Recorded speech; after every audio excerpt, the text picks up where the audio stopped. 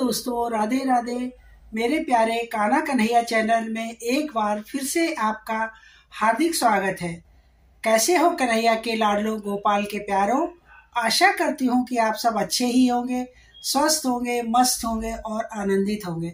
तो मैं आज आपको बता रही हूँ कि करवा चौथ पे व्रत तो सभी स्त्रियां रखती है, लेकिन पूजन करते समय किन किन बातों का ध्यान रखना चाहिए और कुछ चीजें ऐसी है जिनको अवश्य करना चाहिए। तो सबसे पहले तो सुबह स्नान करके कुछ लोग सरगी खाते हैं, कुछ नहीं खाते, जैसे हमारे यहाँ नहीं खाई जाती है। स्नान करके लाल वस्त्र धारण करके सुबह जो आपकी रोजाना पूजा होती है उस पूजा को आप करें। उसके पश्चात जो पूजन की सामग्री है उसको आप तैयार करें। लेकिन आप ये ध्यान रखें कि कभी भी पूजा करते समय सुहागिन स्त्रियां जो हैं कभी भी नीले और काले रंग के वस्त्र ना पहने, क्योंकि नीला और काला रंग राहु और केतु का प्रतीक है। तो पूजा में इनसे आपको सावधानी ही करनी चाहिए। दूसरी बात यह है कि जब भी आप पूजन करें तो आपका मुंह पूरब या उत्तर दिशा की तरफ होना चाहिए, और जब आप श्रृंगार करें पूजन करने से पहले तो दक्षिण दिशा की तरफ आपका मुंह नहीं होना चाहिए। आप पूरब की तरफ या उत्तर की तरफ ही मुंह करके अपना श्रृंगार करें। और ध्यान रखें कि जब आप श्रृंगार करें, चूड़ियां पहने या मांग में सिंदूर भरे, तो आपके कमरे में कोई और ना हो, कोई भी आपको श्रृंगार करते हुए ना देखे। और इसके पश्चात जब शाम को आप कहानी सुने और पूजन करें तो सारा सुहाग का सामान उसमें रखें, सिंदूर बिंदी सब रखें। अपनी सास या ननद को आप उसको दे सकते हैं, लेकिन उसमें से कुछ चूड़ियां और बिंदी के पत्ते आप 2 रखें, तो एक आप अपने पास प्रसाद के रूप में रख लें। शाम को जब आप पूजन के लिए दीपक जलाएं, चंद्रमा का अर्घ्य दें, तो आप आटे का दीपक जरूर बनाएं।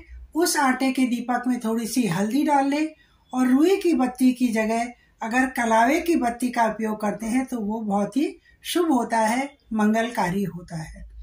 और जो मिट्टी का करवा होता है जिससे आप अर्घ देते हैं, तो जो उसमें जो टोटी होती है वो गणेश जी का प्रतीक है।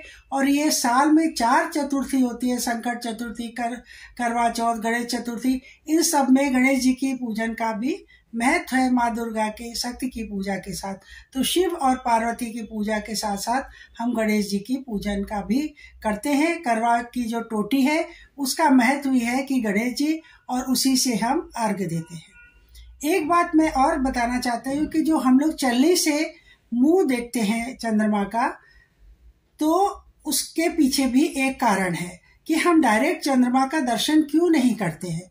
क्योंकि चंद्रमा में जब ग्रहण लगता है तो उसमें राहु केतु की जो छाया पड़ती है, इसीलिए जब हम चंद्रमा का मुख देखते हैं तो छलनी से देखते हैं। उसके पश्चात हम अपने पति का मुंह देखते हैं, जिससे हमारे पति के ऊपर राहु केतु का कोई भी प्रभाव ना पड़ने पाए। पूजा करने के बाद अपनी सास के लिए, ननद के लिए बायना जरूर निकालें, और एक हिस्सा आप किसी कुंवारी कन्या को भी दे दें दान में। उसके पश्चात जो भी सामान आप रखते हैं पूजा में, वो दूसरे दिन उठा के आप पंडित जी की जो धर्म पत्नी है उसको आप दान में दे सकते हैं। ऐसा करने के बाद फिर आप अर्घ देने के बाद आप अपने पति के हाथों से जल ग्रहण कर सकते हैं।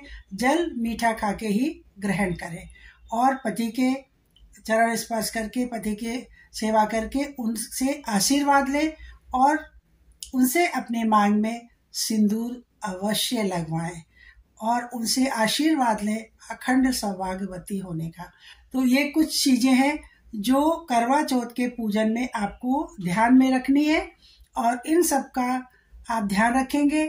आशा करती हूँ आपका जीवन मंगलमय होगा, आपका सुहाग अटल होगा, और आप हमेशा ऐसे ही अपने पति के साथ हर साल करवा चौथ मनाएंगे, हंसी खुशी अपना जीवन यापन करेंगे। ऐसी मैं आशा करती हूँ और भगवान से प्रार्थना करती हूँ कि सभी सुहागिन स्त्रियों का जो सुहाग है हमेशा अटल रहे।